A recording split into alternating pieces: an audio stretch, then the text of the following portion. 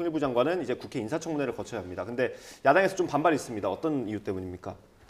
통일부 장관이 기존에 극우적인 행태를 좀 보이신 적이 있어요. 이분이 김영호 교수의 세상 읽기라는 유튜브 채널 운영하는데 정말 네. 많은 분들이 보고 있고 저도 들어가서 보니까 영상이 거의 한 3,000개 정도 되더라고요. 예. 하루에 거의 한두 개 정도씩 꾸준히 올리시는 분인데 내용을 보니까 예전에 북한 정권 타도가 돼야 이제 통일이 된다라는 방식의 통일론을 갖고 계세요. 네. 그런 주장을 할 수도 있죠. 그런데 통일부 장관으로 과연 적합하냐? 네. 북한과 필요하면 협상도 해야 하는 분인데 상대방이 정권을 내려놔야 통일이 된다. 이런 얘기를 하시는 게 적절한가라는 생각이고요. 그리고 우리 탄핵 촛불 시위에 민주당 지지자만이 아니라 정말 많은 분이 참여했는데 당시에도 전체주의적이다. 네. 헌재 탄핵 결정이 체제 전복 세력에 붉은 카펫을 깔아주는 결과다라고 비난하고 한 줌도 안 되는 촛불이 어찌 국민을 대변하냐 이런 발언들을 하셨는데 국민 중에 아주 일부를 대변하는 이야기를 하시는 분이 그것도 북한과 협상을 해야 될 수도 있는 통일부 장관으로 적절하냐 이런 부분에 대해서 저희가 충분히 검증을 하겠다라는 네. 입장입니다. 알겠습니다.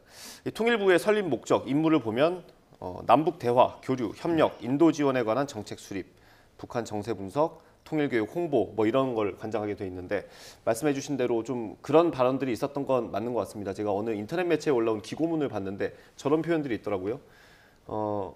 북핵을 해결하기 위해선 김정은 정권이 파괴돼야 된다라는 이런 발언이에요. 그럼 통일부 장관으로서 이게 적절한가 이런 의문은 들 수 있을 것 같습니다. 그래서 통일부 장관이라는 그 위치만 놓고 보면은 저 단어만 놓고 보다면은 다소 좀 의아해할 수 있다고 생각합니다. 그렇지만은 저런 거를 뭐 단편적으로 본다기보다는요. 김영호 교수님은 MB 정권 때 통일비서관도 하고 외교부 때 그 인권 대사도 하신 아주 그 폭넓게 그 자질을 갖추신 분입니다. 네. 그래서 대한민국의 건국과 6.25 전쟁 전개 과정 뭐 이런 것을 쭉 연구해 오시고 그러셨던 분이기 때문에 아마 그것을 충분히 해내실 수 있는 자질과 또 역량이 있을 거라고 생각을 하고 있고요. 대한민국의 어떤 소원이 통일이 아니라고 생각하는 국민이 있습니까? 그런 차원에서 아마 맡은 바 일을 잘 하실 거라고 생각을 합니다.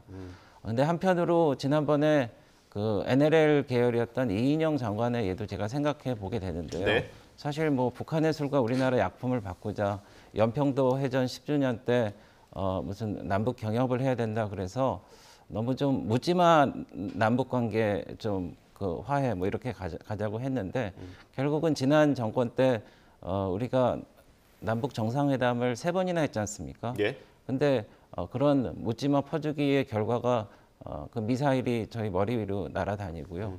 그리고 남북연락사무소가 폭파가 됐습니다. 예, 그리고 그 문재인 대통령이 유엔에서 그 유엔 종전선언을 앞두고 이제 이런 그 연설을 하시기 전에 그 서해에서 공무원 소위 사건이 있었는데 거기에 대해서 통일부에서 이런 방구한 적이 없어요. 네. 그래서 통일 관계라는 것은 물론 화해도 중요하지만은 우리 평화를 위해서는 우리의 굳건한 원칙과 의지 그리고 힘이 중요하다. 그런 원칙을 좀 세워 나가실 거라고 생각합니다. 예, 알겠습니다.